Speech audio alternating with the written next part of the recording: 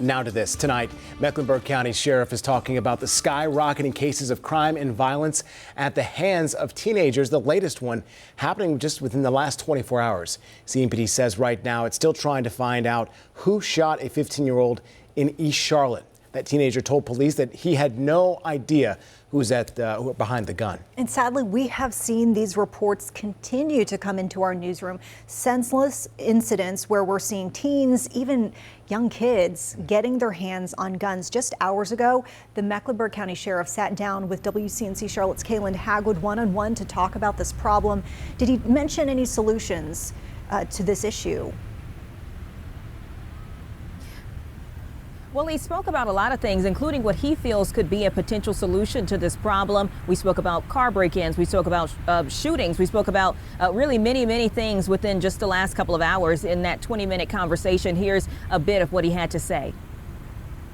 In an exclusive sit-down with WCNC Charlotte, Mecklenburg County Sheriff Garry McFadden shared his thoughts on the rise in youth violence in the summer ahead. The kids are going to have conflict, the same conflict they had in school. The drama that they had in school is going to come to the streets or come to your home. And that's what I'm worried about. Already this year, CMPD says there have been more than 20 shootings and more than 220 auto thefts in Charlotte connected to young people. The shooting doesn't surprise me. The auto theft have always been a problem in our city. And kids come up with the fascination of a dare. What are some of the conversations happening right now at the sheriff's office to address this potential increase in youth violence that we're going to see? Talking to our youth, be in their spaces, go where they go.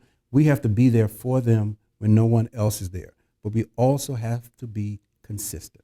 Long term, he says it's going to take state and local leaders addressing systemic challenges like poverty and providing programs that support the youth.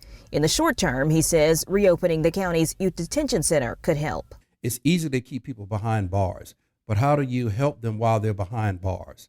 How do you help them while they're in the criminal justice system? I will still say this.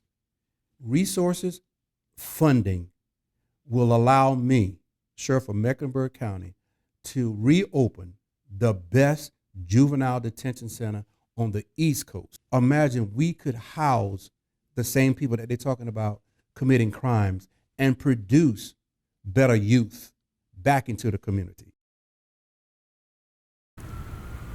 But it certainly takes money to do so, Kaylin. Another thing that the sheriff has certainly talked about is the concern about a lack of space at the youth detention centers that are inside the state. What did he have to say on that? Well, that's right. He says it's a combination of the raise the age law, which provides looser penalties for nonviolent offenders, as well as the lack of available space at those facilities. It's a concern for law enforcement agencies, not just here in Mecklenburg County, but across the state, and something that they have been monitoring and working to come to a resolution on. Makes sense. Hopefully all the leaders can come together and find a solution here, not just for our community, but for everyone at stake. Kaylin Hagwood reporting for us. Kaylin, thank you.